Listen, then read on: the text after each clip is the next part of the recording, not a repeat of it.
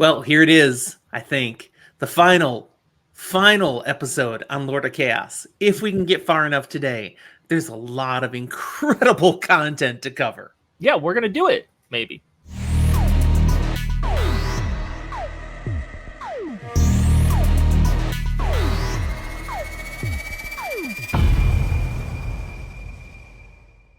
Hi there! Welcome to Fantasy for the Ages, the show where father and son sit down and talk about a fantasy book. I'm the son of that equation, Zach. And I'm the father, Jim. Thanks today for joining us as we finish Book 6 of The Wheel of Time, Lord of Chaos. If you enjoy what you see here today, remember to hit the like button. Let us know that you're loving it. And if you haven't subscribed yet, I'd be shocked if you're watching this episode and you're not a subscriber. But still, if you haven't, now's the time. Thanks for your support. Wow, Zach, there is so much that happens in this book at this point. Yeah. Wow. So we're going to need to keep ourselves hydrated to pull this off. I'm drinking water today. Oh, I'm proud of you. I'm not. I'm getting Baja blasted. Oh, I don't like that.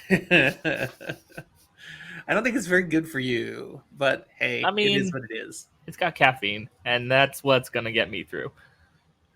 All right, to be clear, our format here, this is a spoiler episode of this book and things before it. We will not spoil things beyond Book 6 of The Wheel of Time.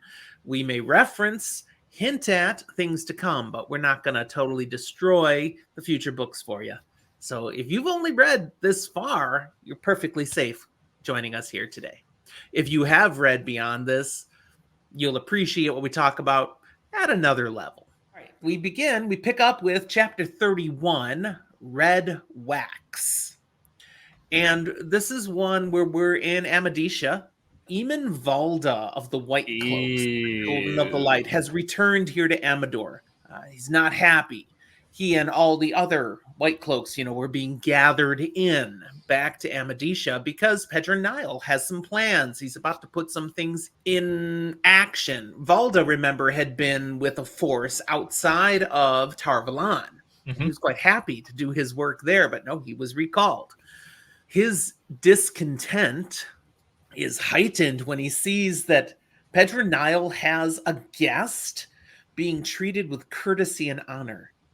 Queen Morghese of Andor. What the heck?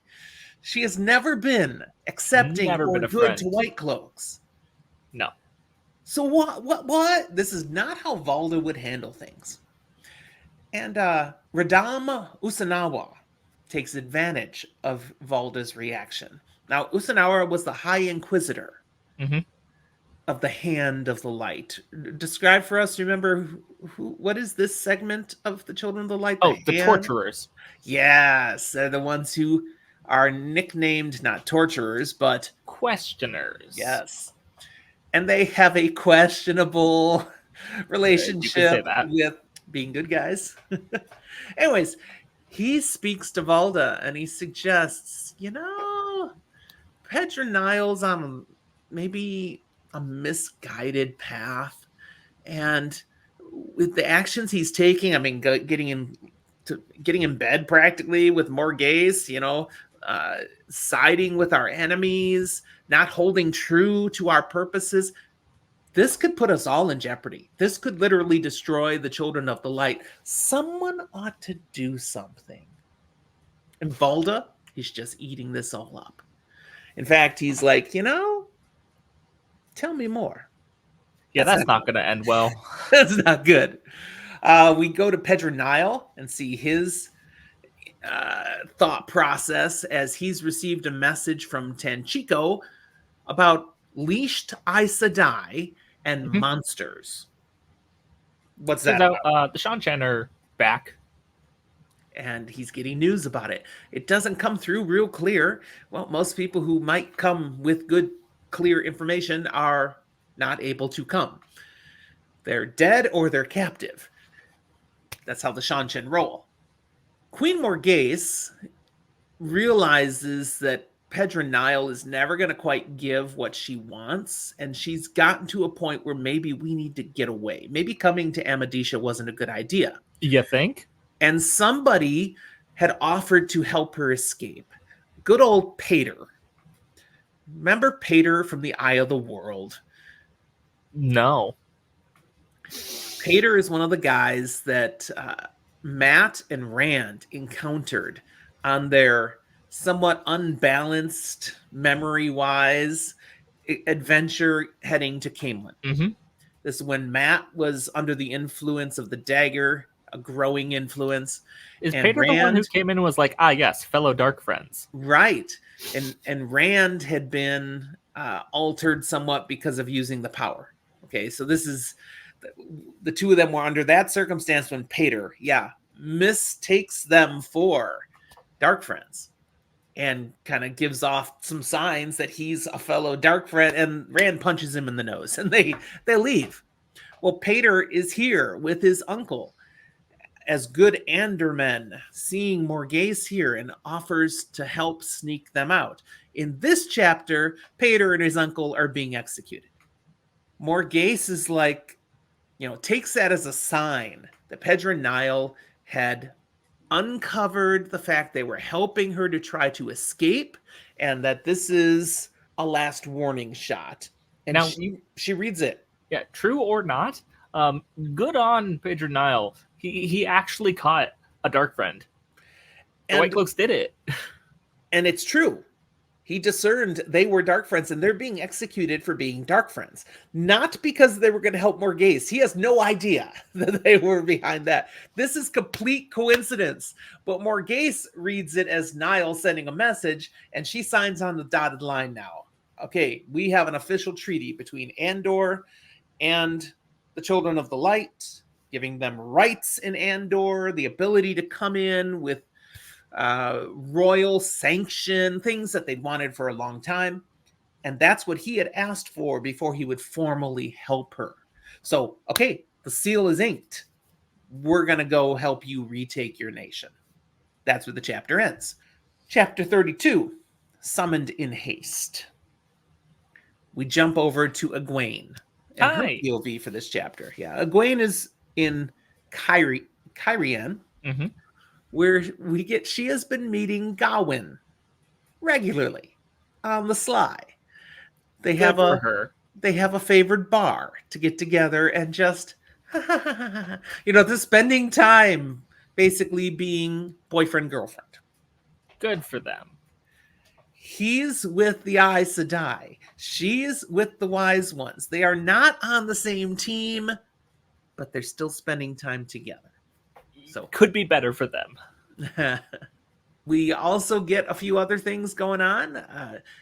There are sea folk here in Cairhien, and she goes to the sea folk and tries to get on board and is refused. She's actually dumped into the river. She's like, I'm an Aes Sedai. Yeah, they believe she's an Aes Sedai. They refuse to respect her authority over them as Aes Sedai. It's like, you don't have any authority over us. So and good for them for that. Yeah, she tried to bully her way, and bullying does not work with them at all. Egwene shields the Windfinder then and dumps her in the drink too. Rude. And that smooths everything over. Nope. So Egwene can't go on sea folk ships anymore. Right. Egwene does, however, finally get permission. This was something she was working towards in the last few chapters. Gets permission from her Wise One trainers to re-enter Teleron Riyadh. She hadn't been officially sanctioned to do that ever since what had happened way back with Lanfear and... But good, that now she can stop hiding the fact that she's been doing it against their advice anyways. Right. But so she shows up at an official meeting with a Saladar contingent, and she is immediately and very formally summoned to appear before the Hall of the Tower in Saladar. It's very formalized, and it's like, and what does Egwene think has happened? Oh no, they know I'm pretending to be an Aes Sedai. I'm in trouble. I am in deep doo-doo. And she is to get there ASAP. That's going to take months to travel all the way there. And it decides to give the thumbs up for that. It agreed. Yeah, yeah, and it didn't freeze up, so maybe that technology is starting to work better. Uh, and so, okay, I'll have to go there. Swan gives her a suggestion, something she could do that could get there faster, and that is to enter Teleron Riyadh in the flesh, Oh, you mean the evil thing? right? And traveling through Teleron Riyadh, you could exit out into Saladar, and it may take you only, a few days to travel what would take months otherwise because of Teleron Riyadh's special powers. Honestly, if you know what you're doing, it could probably take you like a minute. Now, why doesn't she just open a gateway and travel? She doesn't know how to do that. Exactly. So this is something she does know. She's got a lot of training with Teleron Riyadh. She's not supposed to enter in the flesh, but there's need. Yeah.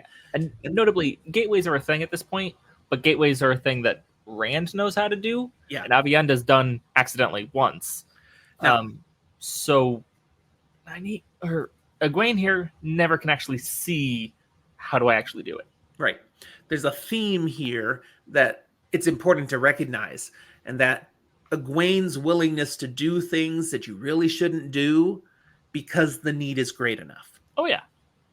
Bear and Amis, two of her trainers, refused to teach her how to go into Teleron Riyadh in the flesh.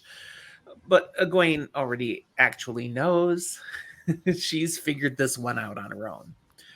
Now, after she has been at this meeting being summoned, which took place in the heart of the stone in Tyr, which is their common meeting The ground. regular meeting place. Yeah.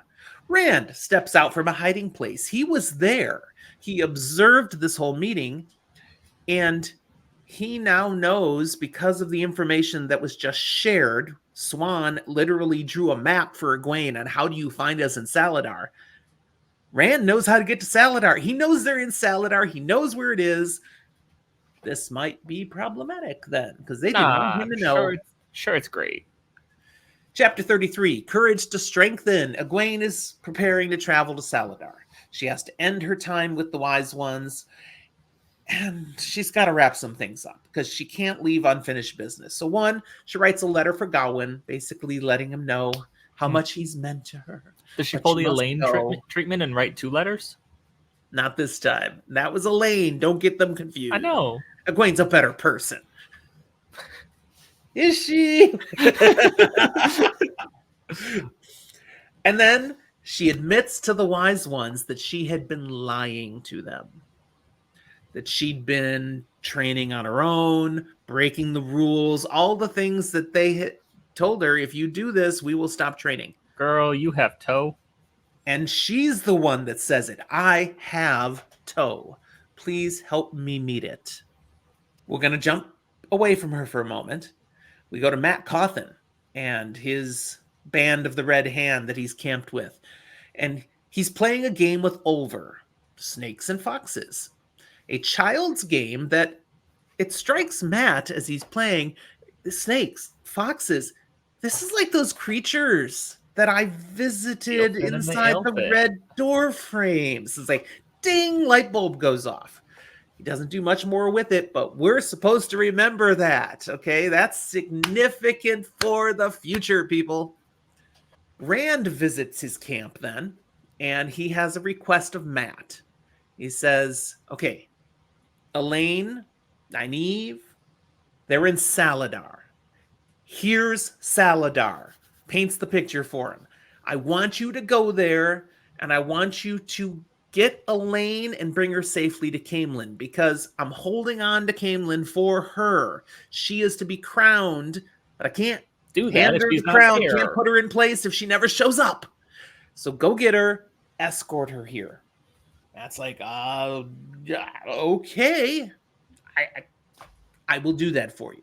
A nice red band honor guard. Yep. And Matt, I mean, he knows he's connected to Rand. If Rand, the Dragon Reborn, needs this to happen, Matt will see it done. So he promises. That's important. Matt is a rascal. He is a ne'er-do-well at times, but he makes a promise. He holds himself to his promises. So this is going to get complicated for Matt Cawthon's life. And we'll find out soon a little bit of it. Let's keep going. We jump back to Egwene, where the wise ones are helping her meet her toe. What are they doing? They are whipping her. Yeah, she deserves it. They are flogging her. They are beating her bottom. Now, at the same time, she doesn't deserve it. This is how they're choosing to mete out this punishment. She accepts it. All good. I think there probably were other ways to meet her toe, but this is actually probably one of the easiest for her. But this is happening this way because really this is what Egwene thinks it'll take to meet her toe. Mm-hmm. And in fact, they beat her a little more than they would have necessarily because Egwene seemed to still be waiting to be beat more. Yeah, she's like, no, that's not enough. Keep going. Finally, when they stop, she's like, are you sure? Is that all? Like, girl, yes, that's enough. But what's really nice about this here is with it done and the toe has been met, it's gone. Yeah, they don't hold it over her more. There's not continued grievance. It's okay. You lied to us for all of that. We've made that up. We've balanced that scale, and we still have this relationship with you and love you and accept you, really. Yeah. They practice, that principle of forgive and forget with absolute truth. However, with a little difference, forgive. They don't just choose to forgive you. You make it up to us. You do something to meet your toe. But once you have, it is gone. It is wiped clean. And as you said, the relationship is restored. Mm-hmm. There's nothing in the way anymore. So they can just love on her. And in fact, they respect her this much more because she's chosen to live by Ji'ito. She did a very Aiel thing. Yes. So she's leaving now with their blessing. And if she, has need for them in the future at some point, this sort of thing could still happen. They're not going to train her anymore. That's been made clear. Because they had said, if you lie to us, if you go in without, we will not train you anymore. So that does not change. That's been said. But there's also a certain level of understanding that most of the things we could train you, you've already figured out. And we are happy to work with you and to still be in a respectful and caring relationship.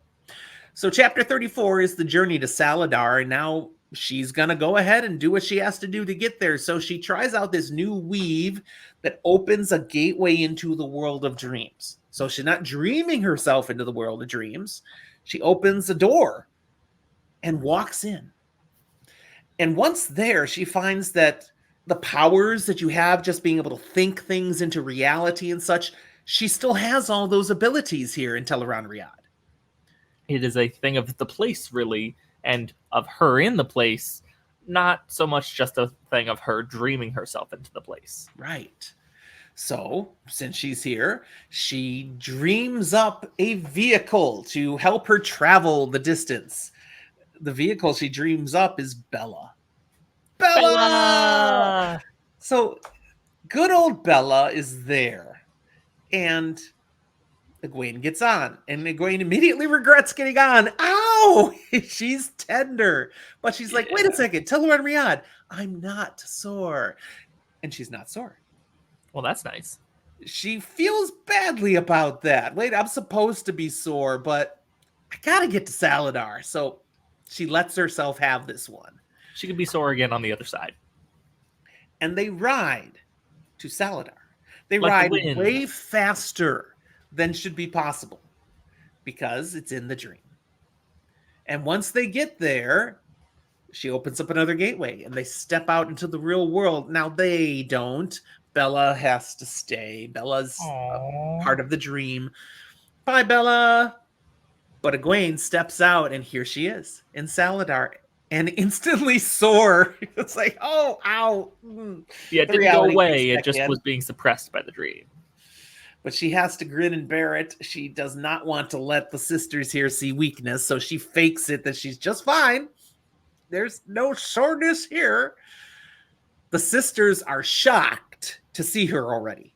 They summoned her, and they're expecting her to show up in a couple of months Ta-da! I'm here. So they're a little off balance. That's a good thing from Egwene's perspective. Always is. Egwene then is astonished, shocked, befuddled, and baffled when she is told she's not in trouble. They've summoned her to be the next Amerlin. Say what? Yeah. Okay, She's not even full Aes Sedai.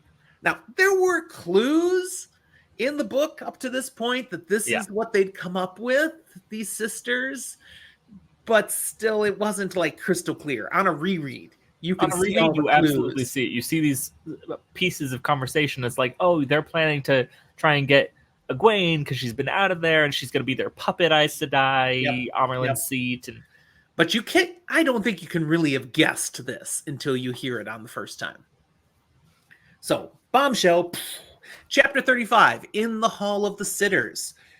Sheriam is now kind of the lead voice amongst these Aes Sedai that are behind the scenes, and she and the rest of them are explaining to Egwene how this can be. Turns out there's no rule that says you have to be an Aes Sedai first, but that being Amerlin does make you Aes Sedai. So they can just like appoint you to this, and now you are a full Aes Sedai because you're an Amerlin seat. You don't have to be an Aes Sedai to become the Amerlin, but an Amerlin is an Aes Sedai. So once we raise you, you are Aes Sedai. Okay. Which even gets around the, we weren't sure we should be raising these various accepted 2 Aes Sedai roles right now. We're out from the tower. We don't have the Oath Rod. These various things. Not an issue. You just get to be Amerlin seat, and I guess that solves it. Yes. She is schooled on all the steps, the ceremony that's going to take place for this to happen, and then she appears before the Hall of the Tower. She is called in a very formal ceremony, and a vote is taken. Various factions involved here, kind of looking towards Lelaine and Ramonda. These were the 2 main powers. They had been talking to Swan and Lyanna, and there was a lot of manipulations going on for chapters and chapters and chapters. These are the 2 that really had their eyes on being the Amerlin, and they were played off each other by Swan and Lyanna, so that neither one could amass enough power to themselves singularly, and that they would support this idea of Egwene as a puppet, so that the other one doesn't get to be Amerlin, and they get to maintain power without having to be trapped in the title or allowing the other to have that position. And so the whole thing goes through. Egwene is now the Amerlin seat, and she is able to face all of this with a calm, with a self-assurance that's well beyond her years because of her time amongst the Aiel. And this is going to play in really well. She is not this little inexperienced young accepted that some of them remembered. No. She has been transformed through her months among the Aiel, and this is going to play through in a big way. Her including when she sits down right there in front of them and is in excruciating pain, and none of it shows on her face. Yeah, her time both hunting Black Aja, dealing with the Shan-Chan, spending time with the Aiel, all of this so far has kind of shaped her to be something no one really is expecting. Yep. So chapter 36 is a direct continuation. She has just sat down literally on the Amerlin seat, on her very sore Amerlin seat. And she is supposed to do some things here. She's been schooled in what's going to happen. Same-day decrees and stuff. That's right. So the first thing she does is what she was told she's supposed to do. She's being the good puppet. She announces Sheriam as her keeper. The keeper of the chronicles, her right-hand Aes Sedai. And then she goes on to something else that's not on the script. She raises Theodrin, Faolain, Nynaeve, and Elaine to full Aes Sedai. Just apparently, I say it, and thus it is. Is actually within her power. It's within the bylaws. She can do this. Everybody's kind of like, wait, what? And she's just, I got the power, and it's the honeymoon period. I am taking advantage of this. She's like, look, you can check the paperwork, it says I can do this. So you're very much in the wrong. And if you start questioning it right now, people immediately are going to be like, oh, and questioning your choice in doing this. She knows what she's doing. So none of them are happy about this, but they let it go. They kind of have to let it go. Like you said, she knows what she's doing. Now, she also sells it a little bit.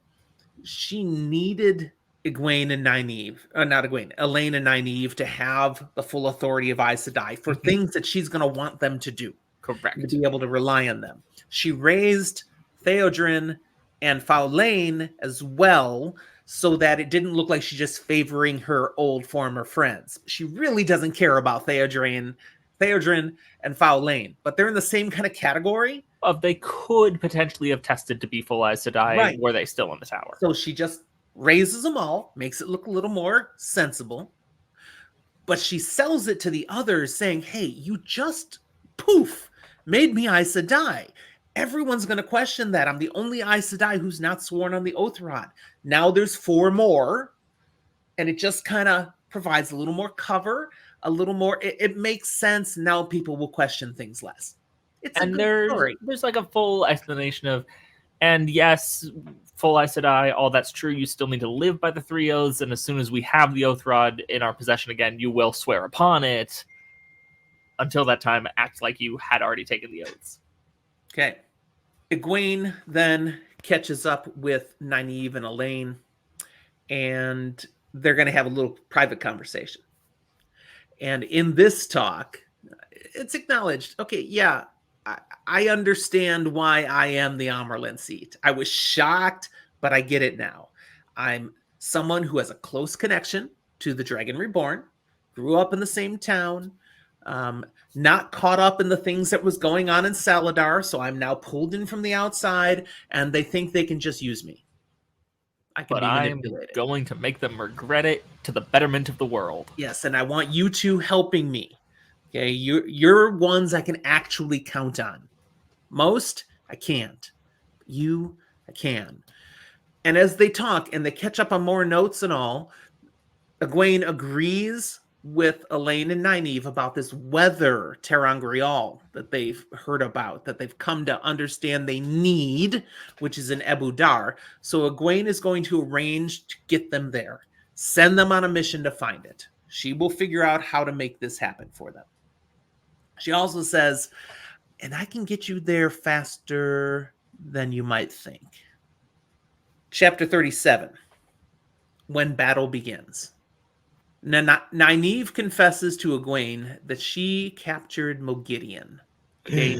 Whoa. It's like, okay, you're sharing stuff with us. We need to share some stuff with you. Because we've left that one out. Yeah, we've not been able to tell you that before. It was not a good time, but you're the Amerlin now, and you need to know this. We've been holding her with a leashless Adam. Egwene does not react super positive to this. No, as she really kind of shouldn't. She's got a little PTSD over Adams. It's incredibly triggering, and for a valid reason. But okay, she's got that information. She doesn't tell them to stop, but she's not super comfortable with it. All right. Egwene then shares something else. She tells Elaine about plans she has to change the way Aes Sedai have operated in the world. We've isolated ourselves too much over time, and now we think we're the only ones who know anything about the power and should be the only ones. Everyone who learns how to use the power should be part of the White Tower. But she knows I agree. That's kind of untrue on some facts, but she's saying, I agree. They all should be connected to the White Tower. Correct. But not necessarily all need to be Aes Sedai. So I now know that there's channelers amongst the wise ones in the Aiel. I know about the Windfinders and the Sea Folk. We need to build connections and actually have a more formal association of all these women. So when needed, we can partner. There's much that Aes Sedai could learn from these women, and there are things they could learn from us. But when we stay isolated in our silos, we're weaker. We're going to change this. Okay, she's sharing these things. Now, Egwene questions Moghedien then about traveling. She knew how to get into Teleron Riyadh, Mhm. but you've got a Forsaken right here. I want that little extra piece of information because Egwene certainly knows It's traveling is a possible. thing, but she hasn't puzzled it out. Talking with Mogideon, putting her under the third degree, she's going to get information out of her, and she intimidates Mogideon. She actually, threatens her. You're not going to want to lie to me. Trust me, you're not going to want to. And she does get what she needs from Mogideon.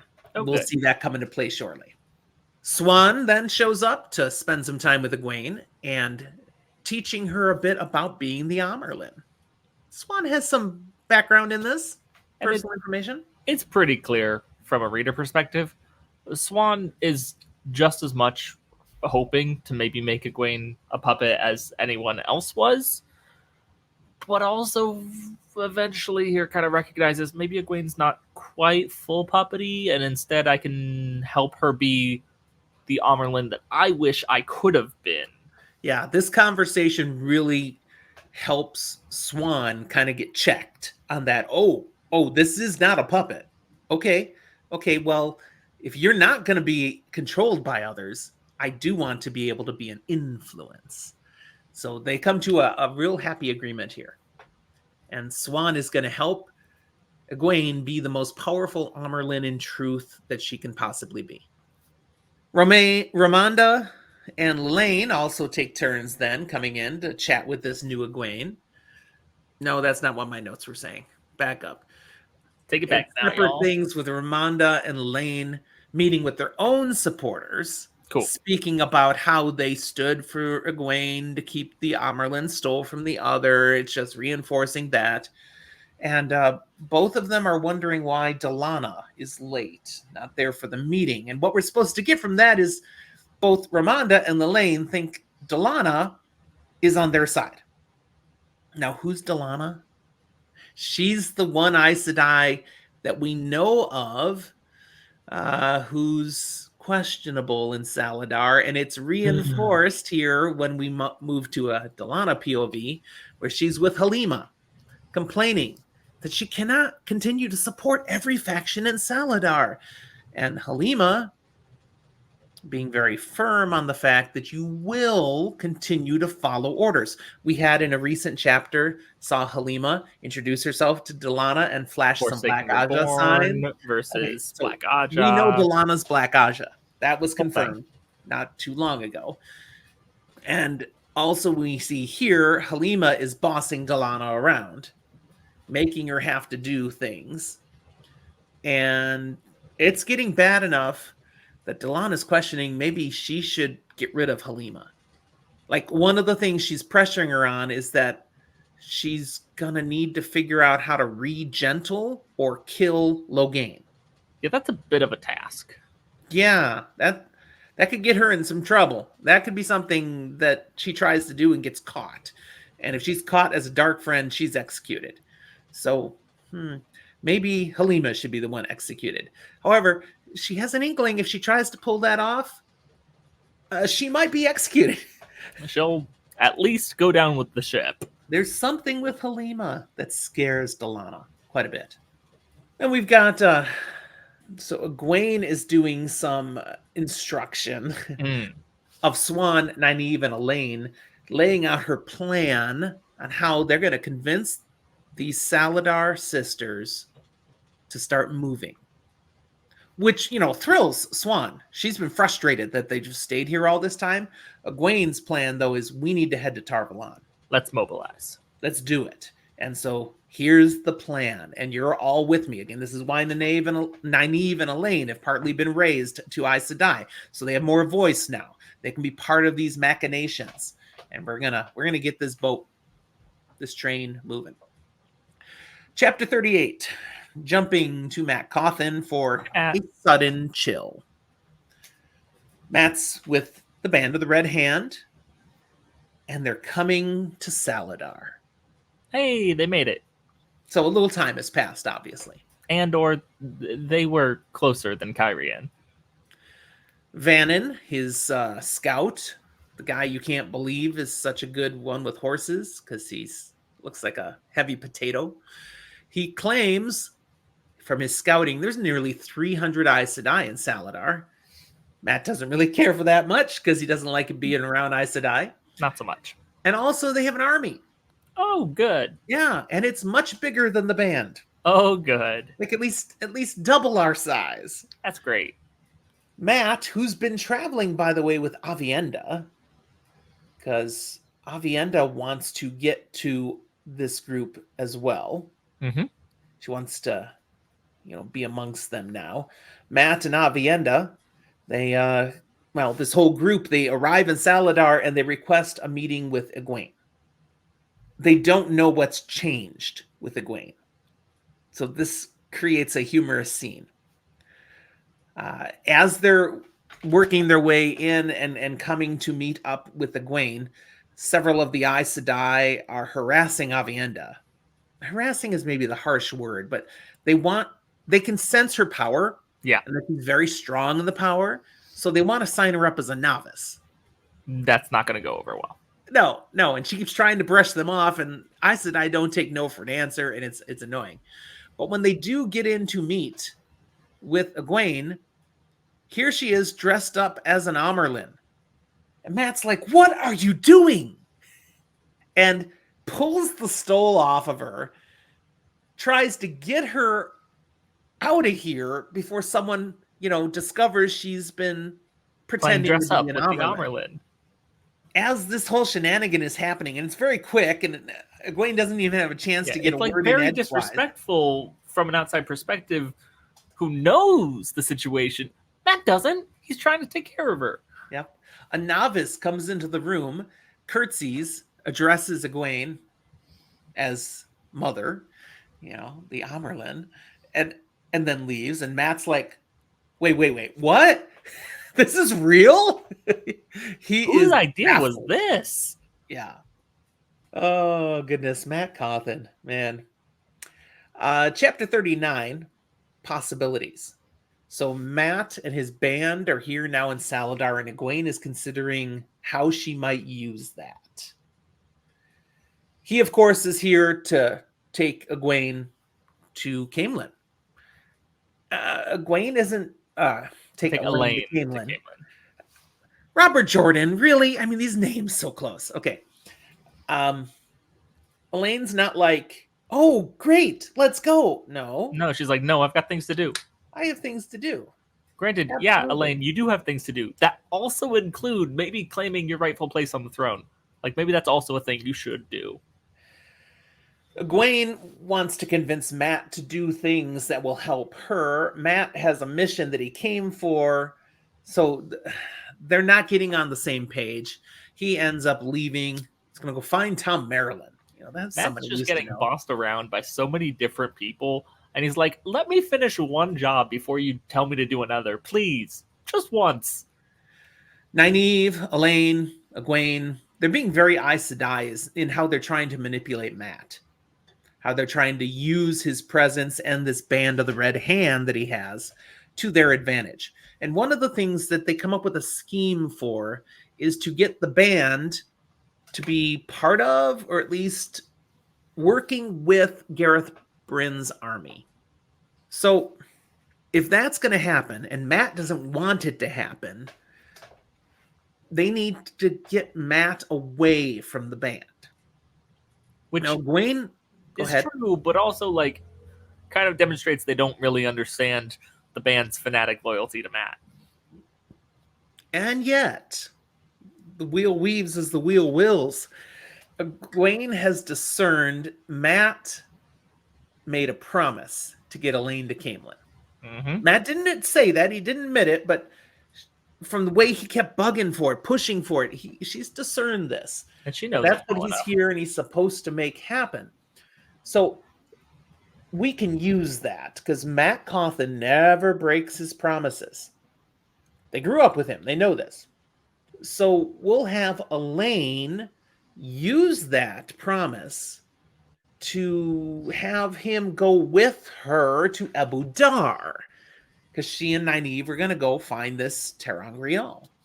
It's the wrong direction, but if he goes the wrong direction with her, he's still part of getting her to Camelin.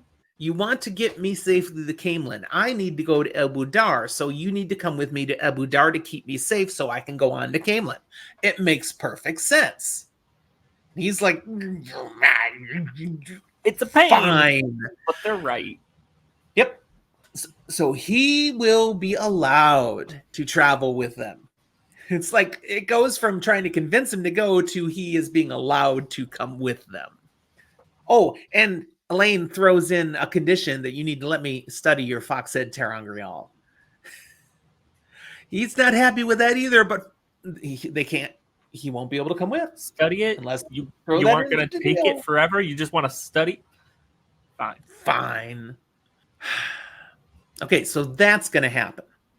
Egwene also working on their agenda to get the Saladar sisters headed towards Tarvalon. She has a beautiful conversation with her keeper, Sheriam, that kind of manipulates her into coming up with this being a great idea too.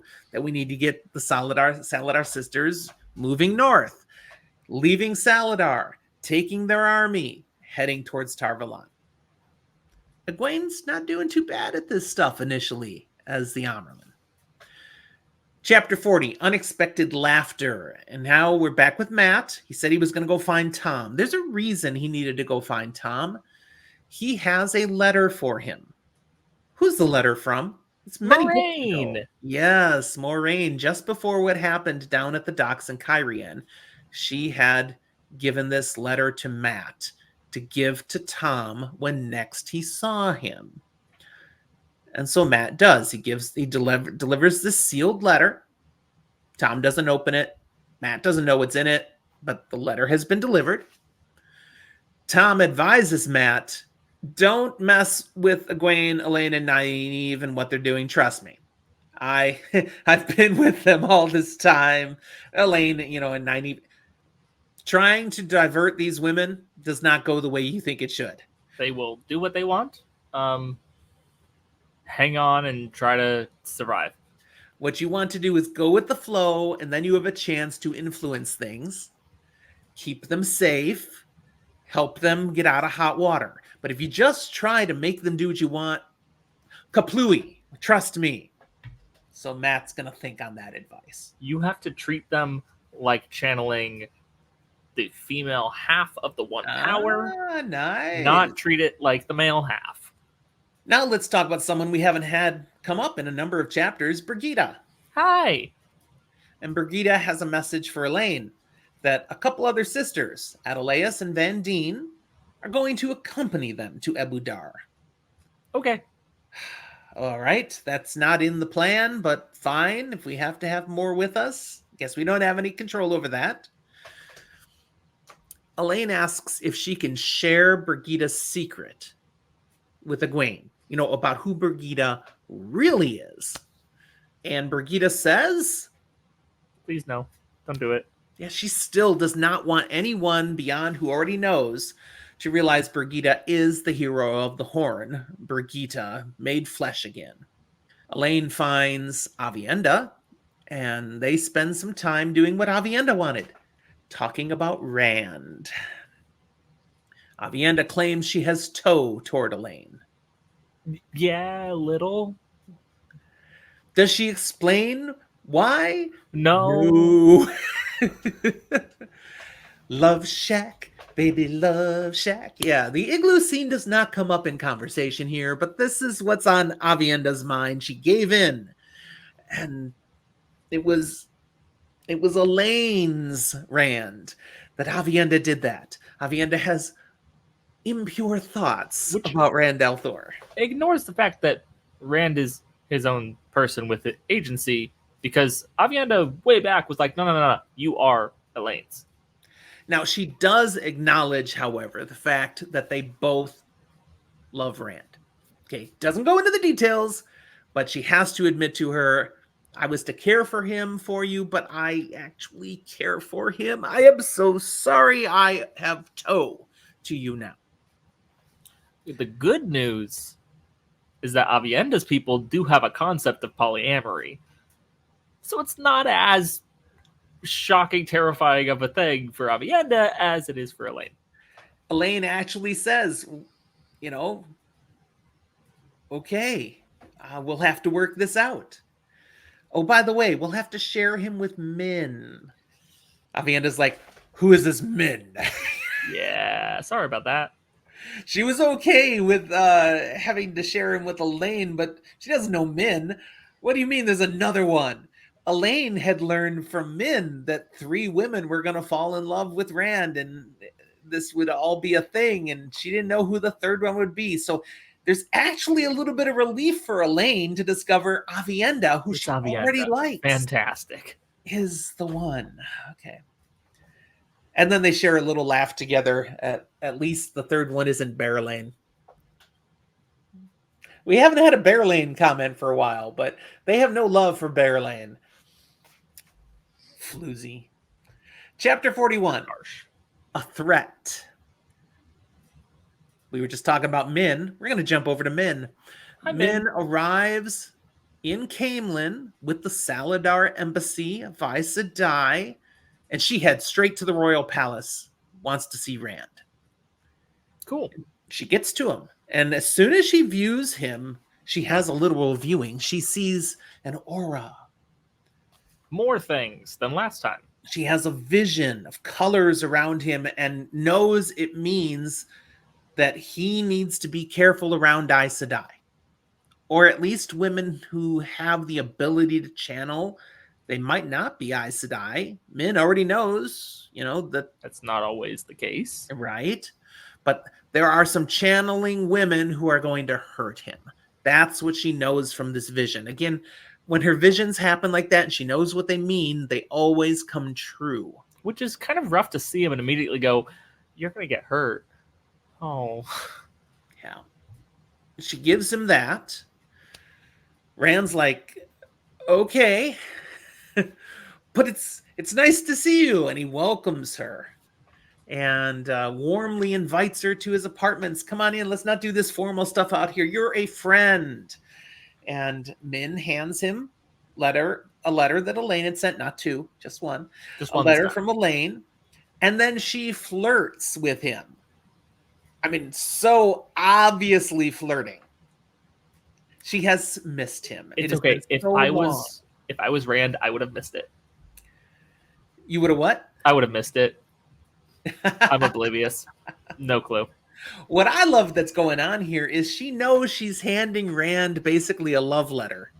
Mm-hmm. And before he can read it, she's trying to make an impression on him by being a complete flirt. Yeah, she doesn't want to get forgotten. Nope. She tells Rand about the embassy from Saladar that she's with. Make sure that her aura viewings, that he understands it's not connected to the Saladar sisters. I mean, they aren't the ones here trying to hurt you. I know that. I'll keep an eye on things. Yeah. If I learn more, I'll let you know. Melaine comes to report that Egwene has gone to Saladar. So this is the first that Rand learns that Egwene's gone. And Melaine, of course, is one of the wise ones. Mm-hmm. Min has a viewing of Melaine when she comes into their presence. And good. It just pops out. You're going to have twin daughters. Oh, that's fun. When Elaine's like, congrats. Wow. That's great news. You knew that? And the fact that this reveals to the wise ones that Min can see that she has these visions. Oh, she goes up in status. That's a cool that was thing. Easy. The wise ones are familiar with being able to discern certain things through the dream. Mm-hmm. They understand dreaming has powers of such. Min's not a dreamer, but she can read things without that. Ooh. So she's a seer of some sort, and that is a very cool thing to the wise. It's fun, it's interesting, and it's accepted. Min kind of likes that because she's used to having to hide her power because people will, not trust it or want to use it or think she's a witch or something. It's not been a thing she can share openly, but here amongst the Aiel, it's a status symbol. It's elevated. Oh, that's kind of fun. Mm-hmm. Okay, chapter 42, the Black Tower. Dun dun dun. Not to be confused with the Dark Tower. No, definitely not. So Min, she's like glued to Rand now. Okay, now that she's back with him, she does not want to part from his side. So he's going to have to do things without her from time to time. And she's not happy about it, but fine. And this is one of those moments. She goes back with the embassy. Rand travels to the farm, which is where he learns it has a new name. We're not calling it the farm anymore. It is now the Black Tower. And there are more than 100 students gathered now. Training. Nice. Yep. They are learning to fight exclusively with the power. Rand wanted them pushed. They've been pushed. And some of them have really advanced in skill. So Rand is here actually to address them all, to tell them he's proud of them, to keep up the good work, and to introduce ranks. He has a system he's going to incorporate to more formalize them, and he's thinking to build up their self-esteem, the way they look at themselves. And he has little pins he's had made up to indicate their ranks. There are soldiers, that's the bottom, then dedicated, and then the strongest and best of all become Ashaman, which is an old tongue word. Do you remember what it means? I have it in my notes, but do you remember? No. They're a guardian. Okay. And they're a guardian for what is right, for what is just. So a dedicated receives a silver sword pin. Soldiers don't get anything. They get their little jacket. You're the rank and file, okay? But keep up the good work. You can become a dedicated and get this little silver sword. And those who go beyond that and become full Ashaman get a little gold dragon. So, one on one lapel, one on the other, kind of picture that thing. And so this ranking system, naming it the Black Tower, number of things here, just kind of builds up more and more this refracted mirror image thing of the Aes Sedai in the world. Now, Rand basically raises up the first Ashaman, which is Taim himself. So Mazrim Taim, he goes ahead and sticks these pins on him. And Taim does not take that well. He kind of gets mad. You can see it in his face. And then reins it back in. Rand's like, what's going on with that? And I want to ask you, what's going on with that? Why do you think he gets so mad like that? This is speculation. To a certain extent, I think there's Mazrim Taim has been building up. This is kind of his thing. Yeah. While Rand told him this is for us and me and all this, but he's let Taim kind of go off and do this. But by putting these on Taim, he's both kind of lowering him down to the same level of his students kind of thing, but B, also claiming him as subservient to Rand. Yep, which it's supposed to be that way. But Taim, way back at that initial encounter with Rand, wanted into basically a partnership. Like, I want it to be us working together, not me working for you. And he's been able to live in a little delusion of that for a while. And Rand is establishing this, which does, exactly you said, reinforces the pecking order. Rand is the one who has the ability to grant this to Taim. Rand doesn't have a dragon pin. He's got dragon tattoos. Ooh. So Taim's button got pushed firmly. And Taim has to rein that back down. But when Rand sees that reaction, the loose Theron alarm goes off in his head, wanting him to kill him again. Kill him. And Rand internally has to shout him down, but it doesn't all stay internal. And Taim sees Rand pretty much start to lose it and thinks he's going insane. But Rand recovers. He does hold it back in. Chapter 43, The Crown of Roses. shift again. Who to? We've got Masuri, Sionid, and Marana, Those are names. all Aes Sedai. They are returning from an audience with the Dragon Reborn. And they meet with Alana and Varen. So this is in Camelin. Uh-huh. And they say, okay, we've been to see the dragon. The fact you bonded him doesn't seem to have screwed things up. You are lucky. Okay. Alana is a very chastened Aes Sedai because these women have more power than she does, so she's subservient to them. Because they're here to negotiate with Rand, and he will still talk to them. Okay. But they also have opinions on they should be able to enforce what they want in their negotiations with the dragon. And Varen kind of warns them against that. You know, if you push him too far, he's going to not react well. No, if you try to use honey, okay? Use honey, not a stick. He's a sheep herder. If you try to herd him, he's going to see it coming, and he is going to turn into the wolf. Rand has already demonstrated, his willingness to impose sanctions against Aes Sedai. For example, he's put a restriction on them. They may not go to where the Black Tower is, the farm. They cannot go check out the men that are channeling over there. They must leave them alone.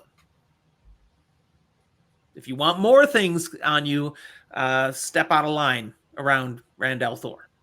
That's what Varen is warning.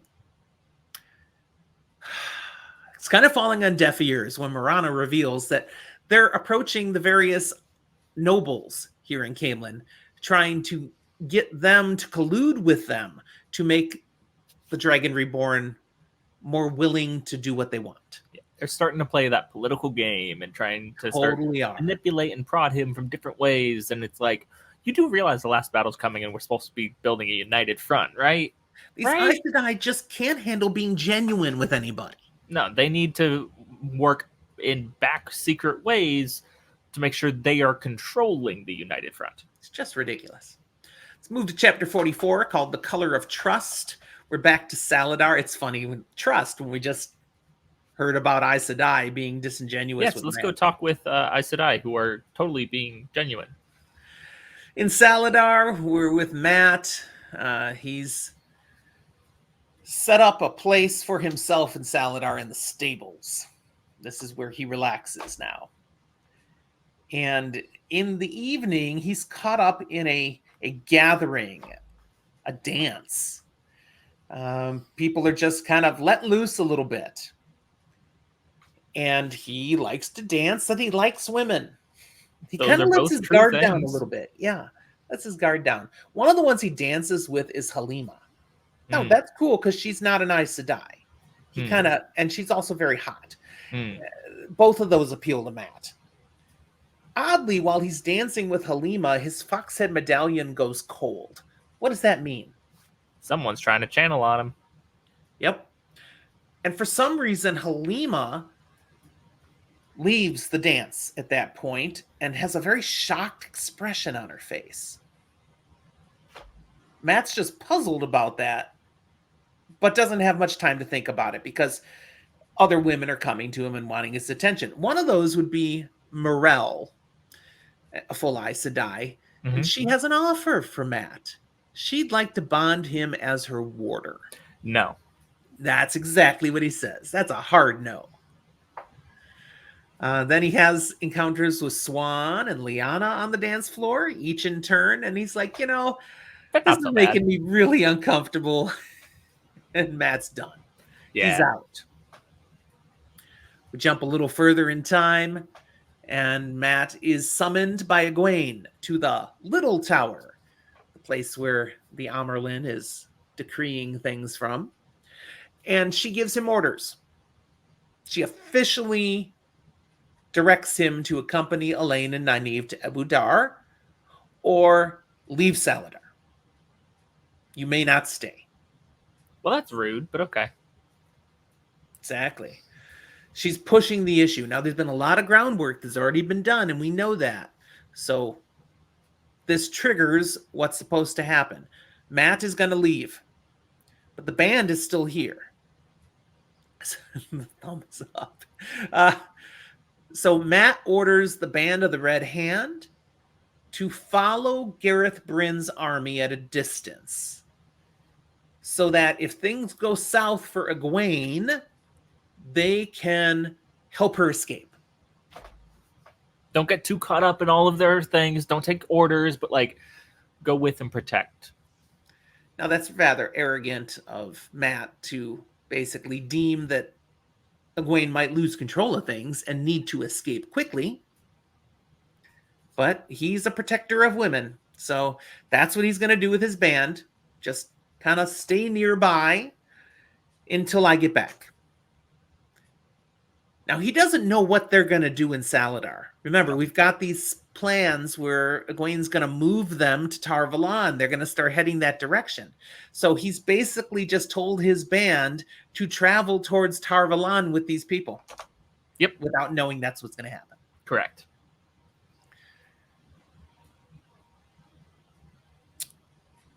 And then Egwene says, okay, we're going to have you guys go now. Not on a journey. I am going to send you practically all the way to Ebu Dar by a gateway. Cool. Yeah. As this is going to get done and everybody's getting ready for the departure, Matt notices an odd thing. There are various Aes Sedai around, but Egwene is standing all by herself. And the rest of the Aes Sedai are pretty much ignoring her. He's like, that's not cool.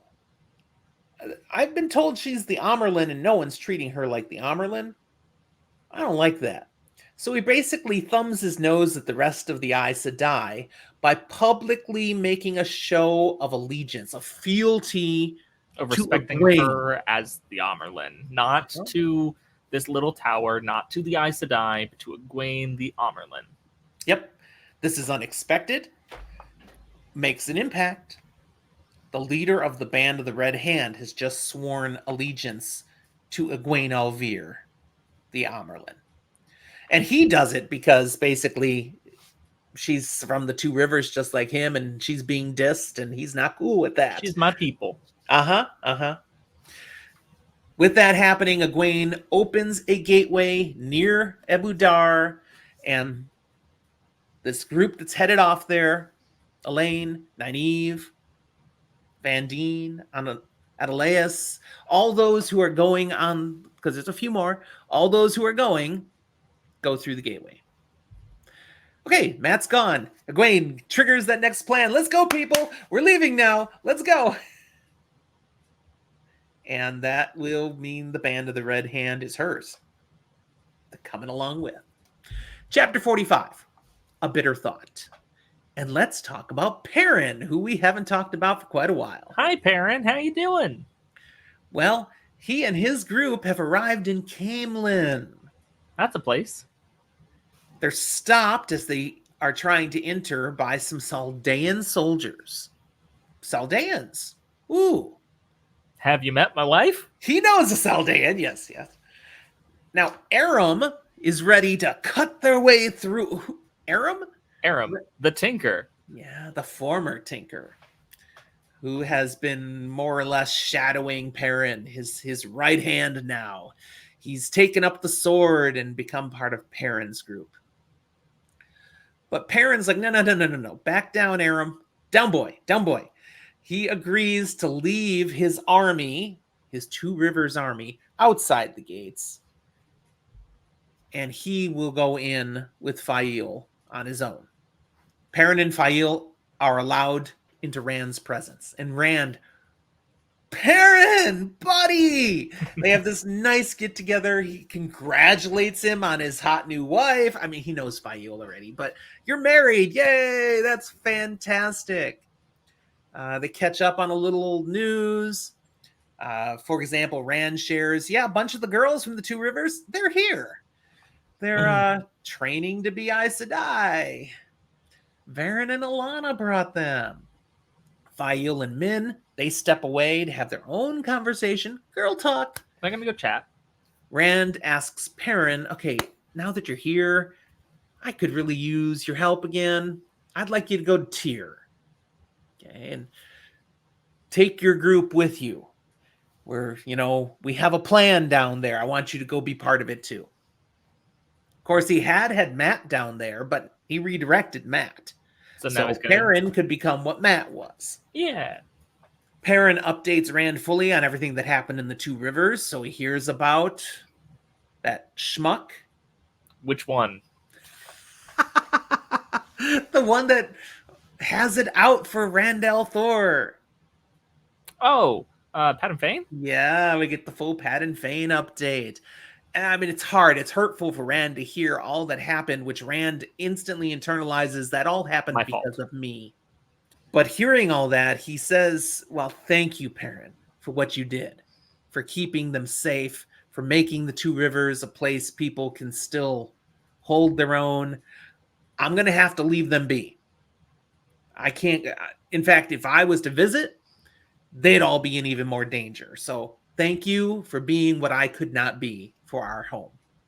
Chapter 46, Beyond the Gate. Perrin's got some more work to do on this visit. And this is very important part for a man who's married someone without ever meeting their parents. Mm. He needs to meet the parents. Mm. Both Lord Davram and Lady Dira Bashir are here in Camelin. And they are going to judge Perrin. They have a very awkward scene, tense, as they have conversations to determine whether Perrin is sufficient to be married to Fail. Thankfully, Perrin passes the test. Perrin passes the test pretty well. He's not sure he passed the test. He passes the test pretty well. Yeah. Min has a viewing that shows that the light has a chance in the last battle, can win, but only if Perrin and Rand are together. Like, there are going to be things coming up where Perrin has to be there or Rand's going to fail. And we'll see those payoffs eventually. So Min shares this news. This is important.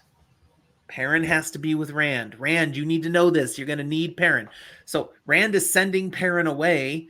Min's not real hot about that. You're going to need him by your side. But Rand knows there are things that have to get done. So, okay, I hear you, but we can't just hang out together the rest of the time. That's not going to be the way it works. Just Min reinforces, if he's not here with you, bad things will happen. So you got to know this. Okay. Min, I feel like you keep telling Rand bad things are going to happen. Channelers are going to hurt him. Bad things will happen. Won't be able to succeed without Perrin. Like, so many bad things. Now, Min is officially, of course, still with the embassy from Saladar, but she's not. She's totally here for Rand. So she spills the beans that the embassy is talking to the various nobles around Andor, basically plotting behind his back to try to use them to manipulate Rand. Rude. That's the way it is. One of these women with the embassy, Demira Arif, this is on a side thing. We jump to this. She gets mugged, sort of. Just in Camelin, she's walking down an alley and some guys dressed up as Aiel stab her. That's not good. Why Aiel are in town? Well, the way it's implied, they weren't really Aiel. They were dressed as Aiel. But she gets stabbed. She does not die. We'll come back to her in a moment. Perrin and Fail, they are set up in a place by Rand so they can relax, be guests of honor. And Perrin asks Fail then what this broken crown is that Davram had mentioned when they were having conversations. And Fail does not want to talk about this. Mm-mm. So she dodges the question. They move on to something else because you can't make Fail talk about things she doesn't want to talk about. This is important that Perrin has heard about the broken crown. And all of you readers who are first-time readers need to remember this. This broken crown thing is going to come back. In dodging the question, she tells Perrin that Rand has left the palace. Elvis has left the building. Fail has learned some maiden hand talk and offers to spy on Rand for Perrin. I can read what they're saying secretly around him, and I will let you know if you want. And Perrin's like, no, We're not don't spying spy on on my my friend. friend. What are you doing? We trust him. Perrin has a different relationship with Rand than Fail. Fail, looks at the whole world as something you can't trust. The only It's like, thing she can trust is Perrin. and even then, uh, Only so she trusts far. Perrin to act as Perrin. Still in the same chapter, we jump back to that Aes Sedai who was attacked, and she wakes up. She's in a place now, like she'd been brought to, cared for, and when she awakes, she says the men who attacked her had a message. Tell the witches to stay away from the Dragon Reborn. What's inferred from that? Well, the other Aes Sedai with her, they basically infer Rand was the one that had this done. Which is funny, because Rand wouldn't call them the witches, but Children of the Light would. Rand must be punished, is the decision of the Aes Sedai. So the punishment is silent treatment. They will no longer talk to him. They will no longer give him the time of day until he comes to his senses. And Min, they give orders to Min. You let us know when he's finally got himself worked up enough that he's ready to talk. Gotcha. The punishment is you'll leave him alone? I love that. Nope, we're They good. do not understand We're this man at good. all. Chapter 47, The Wandering Woman. We're back with Matt and the crowd that's headed to Abu Dar. Mm-hmm. And Matt has not been having a good time. Remember, Elaine wants to study that Foxhead medallion. Yeah. So they've been starting that by trying to channel at Matt. And it keeps turning cold. It's over and never over. comfy. Yeah, you've got this medallion on. If it was against your skin and it kept turning ice cold repeatedly. I'd hate it. I don't like cold. So he's finding this very annoying. But more annoying is the fact that they try experimenting in other ways with channeling. It's like, okay, we can't do anything with the power. But can we throw this cup from across the room at you? Because we didn't use the power on you. We used the power on something else that then hit you. Now, they're journeying, so they're not in a room, but yes, that's exactly what happens. Rocks, pebbles, twigs, things keep hitting him. Because they find out, yes, we can impact him with the power by throwing things at him. We just have to be a little creative. The Foxhead does not keep him safe from objects flung at him by the power. Just direct power channeling. As they finally enter Abu Dar, and Matt's like, thank goodness we're here, the dice start going off in his head. Crap. It's been a little while since he's heard dice in his head, but he knows that means something is going on. My luck has been engaged. So something is about to happen, or I'm supposed to do something, or I'm going to meet someone. He doesn't know what it means, but it means something important is about to happen. Could be good, could be bad, but something. The Aes Sedai, they go to the Terrasen Palace, and they, as they would, because that's where the queen is, Present themselves, accept her hospitality. The queen is a woman named Tylin Quintara. Queen Tylin. Matt's not going to stick around with them, though. He doesn't want to be around Aes Sedai when he doesn't have to. He just needs to be close enough to keep an eye on things for Elaine. So he randomly chooses an inn not far from the palace. And that's the name of the title, The Wandering Woman. He and the leaders of his group, because he brought a group of the band, not the whole band, they're back there. Small group. They all take rooms in this inn. And the innkeeper, he meets her, a woman named Satal Anan. And as they make their introductions, the dice stop. So that's either real good or real bad. Yes. Something about meeting Satal Anan. Choosing this situation. This has set something in motion. What is it? To be determined. Chapter 48, Leaning on the Knife. So we come upon Nynaeve, her POV, dealing with a point of frustration. Now, Nynaeve is not a patient soul. Nynaeve is one who wants things the way they should be. Yeah. And what she's frustrated about right now is Vandene and Adelaus, these other two Aes Sedai that imposed themselves on this group. Because as they've gone about things in the palace, as they've talked with Tylan, Adelaus and Vandene have treated Nynaeve and Elaine as less than them, as not full Aes really Sedai. full sisters and equals, or even possibly should be looking to Elaine and Nynaeve as above them, as they're on equal standing as full sisters, and therefore the power scaling should be taking precedence. Right. That's exactly what should be happening, but there is no Vandene and Adelaus taking orders from Nynaeve and Elaine. Nope. They don't have the authority over them, which is so frustrating for Nynaeve. It's like, we're finally Aes Sedai. We finally have the power. No, you don't. You are not being respected.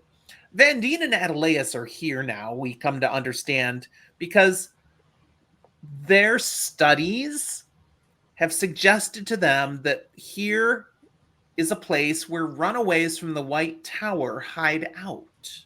Interesting. We believe there may be an enclave of them somewhere here in Abu Dar, and we're looking for them. We're going to see if we can find this group of runaway Aes Sedai. This is a time when we need as many women in the White Tower as possible. Let's see what we find here. Now, typically, a runaway from the White Tower, can you come back to the White Tower? No. It depends. There are certain weird, and at what stage were you at, and when are you allowed to leave and come back, or you're just turned away, or right. So some of these might be able to, some of them never will. But regardless, they want to find this time in history where other provisions are being made. So who knows? Right. Nynaeve suspects there's more to it than that they're hiding something. Elaine and Nynaeve aren't getting all the answers they want from Vandene and Adelaus. But nevertheless, they got to do their own thing. So Elaine and Nynaeve, they're summoned to an audience with Queen Tylan. And they're going to talk with her, see what they can accomplish through the authority of the queen. Brigida and Avienda, they're sent out to explore the city. As Elaine and Nynaeve are guided through the palace halls, they see someone else in the palace, someone not welcome at all. Their favorite White Cloak, Jacob Carradine. They know him, of course, from Tanchico. And he's awful. Yeah, they know he's responsible for how the White Cloaks acted there, and it was just a disaster. Now he's here. So, wow. They're going to share their opinions with the queen when they have the opportunity. But they, most importantly, in meeting the queen, tell her why they're here. Their whole truth about this bowl that they're looking for, a Terra Angreal that they believe can help solve the weather issues that the world has been facing. Mm-hmm. They describe the vision they had of where they think it is. And Tylan, in listening, says that matches what I think you might find in the Rahad. Yeah, it's like, I might actually know where this is. Yeah, it's a very rough area of the city. You don't go there unprotected. You take guards. It's a rough and tumble part of the region. But feel free to search the Rahad and find it. Now, they leave this meeting very encouraged. We know where it is, and figure within just a few days, we will be able to have it, and we'll be out of here and moving on with the next part of things. And, well, that is not what's going to happen. And just like this is going to... Okay, go say what you're going to say. Did you ever see the show Warehouse 13? No, but I'm familiar with it. It's very TARDIS-y, bigger on the inside, huge expansive thing. And that's what I kind of imagine this ends up kind of needing to be, of just You thought this was a small warehouse. No. There's so much, and it is not organized. Not at all. The Rahata, as it just all on its own, is a mess. So finding something in there, it's like a needle in a haystack. Good luck. And it's going to take them a lot longer than they hope, just like getting through the rest of the Lord of Chaos is. Because, we got through a little more than half of what was left, but we're going to need another episode. Yeah, we'll need at least one more just to get through, box battle and beyond. Yeah. There's some really good stuff to get through at the end, though. And we want good time to do that. So this is probably about where we're going to stop this one. Yep. So we'll pick up at chapter 49 next time. You can look at the book for yourself and see how much is left, people. But that's it. We're done. Any last words, Zach? Bye. I think he's got to go, man. He's got to go. A little bit. All right. Thanks for watching, everyone. We will talk to you next time.